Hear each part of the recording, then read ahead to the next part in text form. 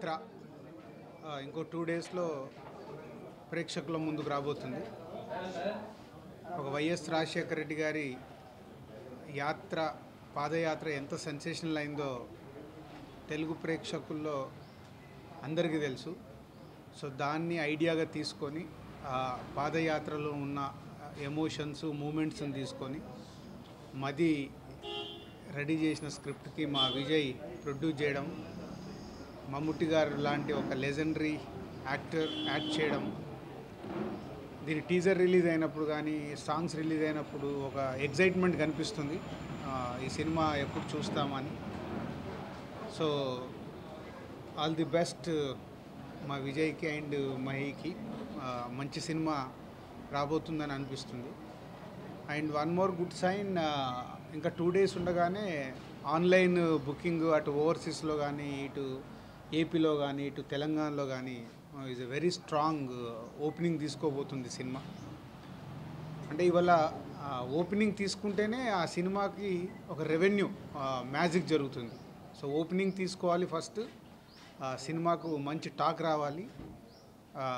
So opening అనేది ఈరోజు చాలా ఇంపార్టెంట్ అయిపోయింది. ఎప్పుడు ఇంపార్టెంటే, ఇప్పుడు ఎందుకు ఇంపార్టెంట్ అయిందంటే, ఒకప్పుడు సినిమా పర్వాలేదు బాగానే ఉందంటే మెల్లిగా ఇంప్రూవ్మెంట్ ఉండేది. ఇప్పుడు అలా లేదు, ఓపెనింగ్ తీసుకుంటేనే సినిమా. సో అలాంటి యాత్రకి అడ్వాన్స్ బుకింగ్లు చూస్తుంటే చాలా హ్యాపీగా ఉంది. సో ఈ సినిమాని అటు నైజాం, వైజాగ్ ఏరియాలో మా సంస్థ రిలీజ్ చేస్తుంది.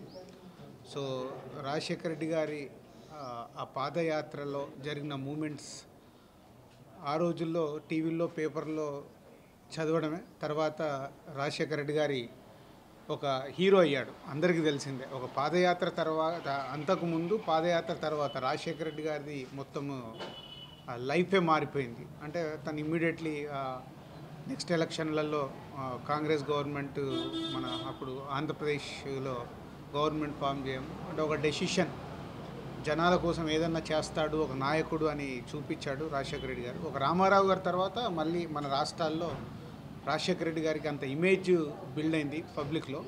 సో అలాంటి రాజశేఖర రెడ్డి గారి ఇతివృత్తంతో వస్తున్న యాత్ర పెద్ద హిట్ కావాలని మనస్ఫూర్తిగా కోరుకుంటున్నాను. అందరికీ నమస్కారం అండి.